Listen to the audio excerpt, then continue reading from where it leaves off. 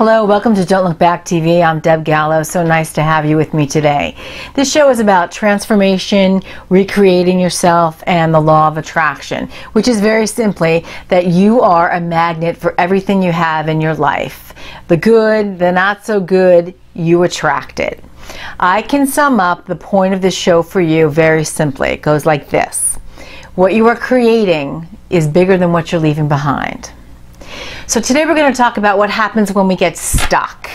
And we've all been there. You know exactly what I'm talking about. It's that feeling of being a hamster in a wheel, that no matter how much we do, we're still stuck in the same place. It's that feeling of quicksand that we can't get out of and we don't know where to turn. It's a terrible feeling.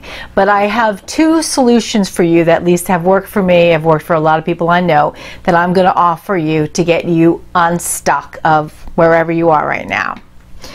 So what happens is we go back usually to our childhood, some event in the past, and we make up a story about something that happened to us. And we relive that story over and over and over in our head.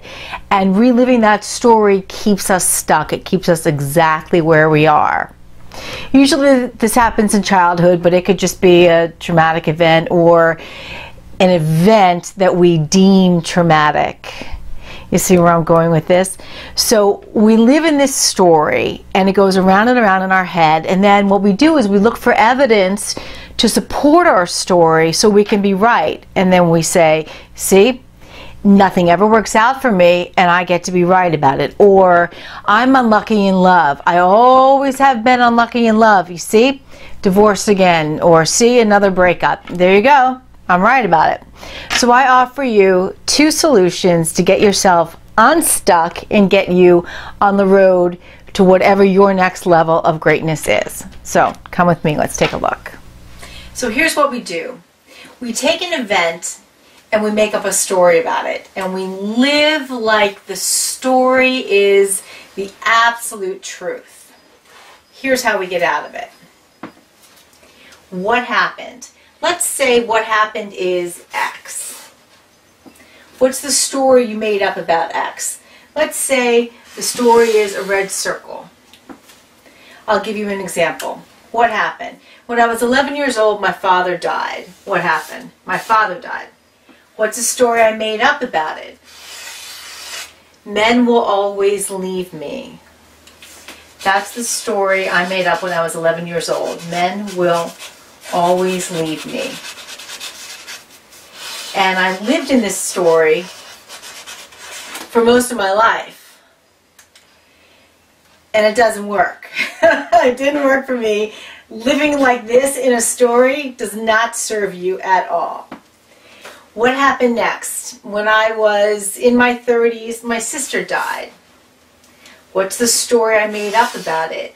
My family will always leave me. Right? Now I told you we look for evidence. Well, if my sister died and I believe that my family always leaves me, I'm going to look for evidence. Well, I didn't have to look very far because my father died when I was 11, and there you go, men will always leave me. So now I got to be right. Men will always leave me because my father died, and my family will always leave me because my sister died.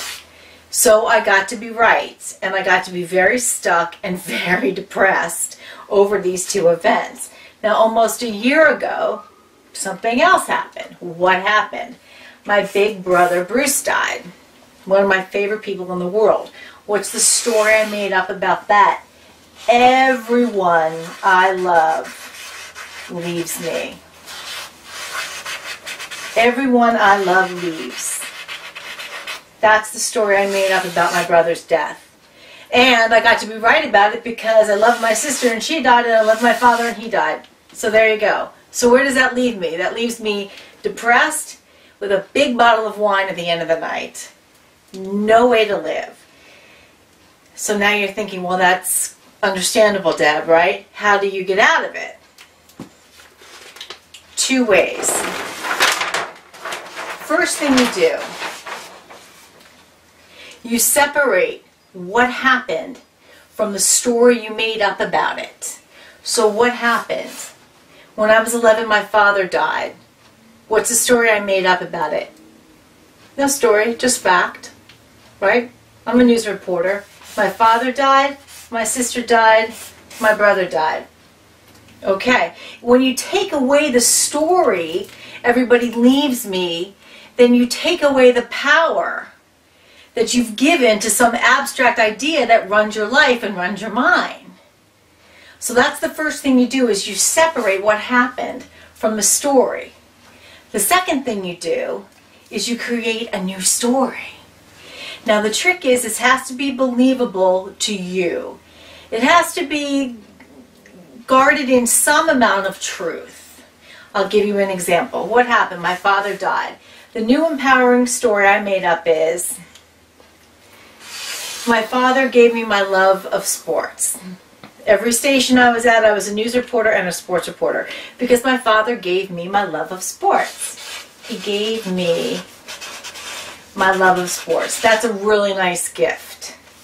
And I'm Debbie Baseball because my father taught me to love baseball. Now, isn't that a much better story to live in? Because there's power in that story, and there's promise in that story. What happened? My sister died. My new story, my sister prayed for me. She wanted me. She wanted a sister. My sister wanted me. How's that for a good story, right? It's guarded in truth. It's cemented in truth. But there's possibility in that story. She wanted me. She loved me. I was her little sister. What happened with my brother? My brother died. Okay, my new story is, my brother adored me. My brother taught me to be independent and self-sufficient, especially when it comes to cars. That's a great story. There's a lot of possibility in all of these stories. That's what I offer you. I hope it works for you.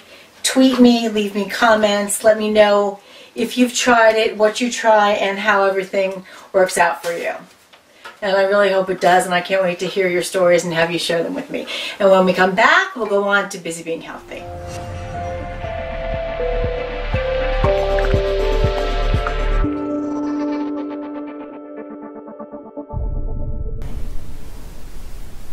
Nice to see you. I'm Deb Gallo. This is Busy Being Healthy. Now we're going to talk about juicing. Juicing can seem complicated with all the different fruits and vegetables involved, and the cutting and the slicing and the dicing, not to mention the cleanup. But the good news is, I'm going to make it very simple for you. Today we're going to make a drink called Dreamy Detox. You take 2 apples, golden apples, slice them like this, a nice stalk of celery, nice slice of cucumber, nice slice of lemon, excellent to start your detox, and a nice slice of ginger, which is a natural decongestant. Go to your juicer. I have a Breville. It works just like this. Turn it on, and you start throwing everything in.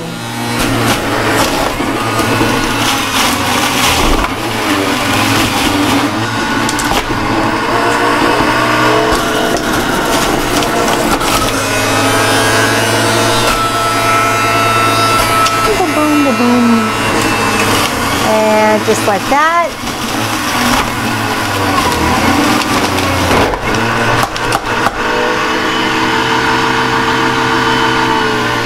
Voila, done.